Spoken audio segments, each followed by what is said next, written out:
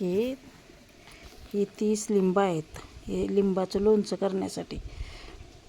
आता हे धुवून पुसून घेतलेले आहेत. हे आता चिरते आम्ही. असं बघ, असं धर.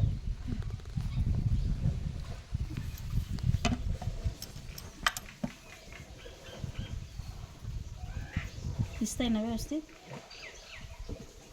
लोक ही अशी चिरायची. ह्याचे मोठं असेल तर 8 फोडी करायच्या. छोटं आपल्याला जशा फोडी आवडेल तशा करायच्या. का हे असं मी लिंबू मोठा आहे म्हणून त्याच्या 4 फोडी करत आहे.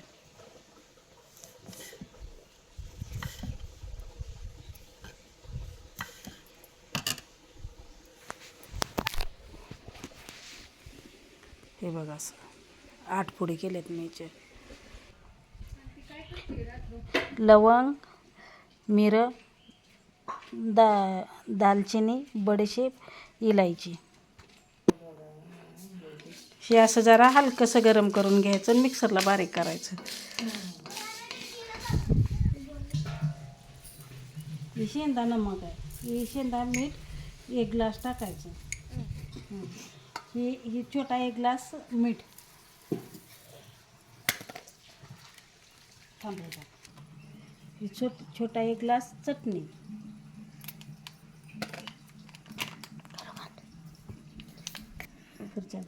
हे छोटं 2 ग्लास साखर. थांबा. हे बघा, ही 2 ग्लास साखर, 1 ग्लास मीठ आणि 1 ग्लास चटणी. आणि तुम्हाला दाखवल्याप्रमाणे हा मसाला मोठा मोठा असा फिसून घ्यायचा, बारीक करायचा मिक्सरला मोठा मोठा असा आणि टाकायचं. हे असं मिक्स करायचं आणि काचेच्या बरणीत भरून ठेवायचं. 2 ते 3 दिवसानं जरा हलवायचं. आपल्याला आवडलं तर 1 छोटा ग्लास तेल गरम करून थोडंसं लसूण टाकू शकतो. नाही टाकलं तरी पण चालतंय, टाकलं तरी पण चालतंय. मी 2 दिवसानंतर टाकणार आहे तेल. तोपर्यंत ह्याला ही जरा मुरल्यासारखं होतं.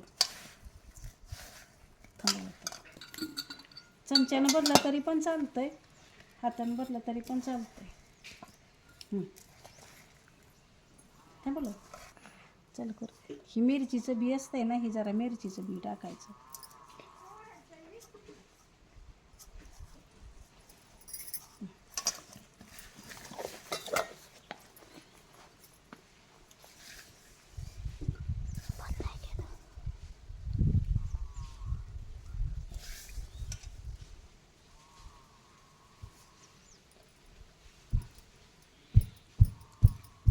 हे असं भरायचं, टोपण लावायचं आणि 2 दिवसानं खोलायचं. 2 ते 3 वेळा हलवलं ना, त्याला काही लागत नाही, मग खाऊ शकतो. त्याला पित्त होत नाही, काय नाही, भूक चांगली लागते, टेस्टी होते.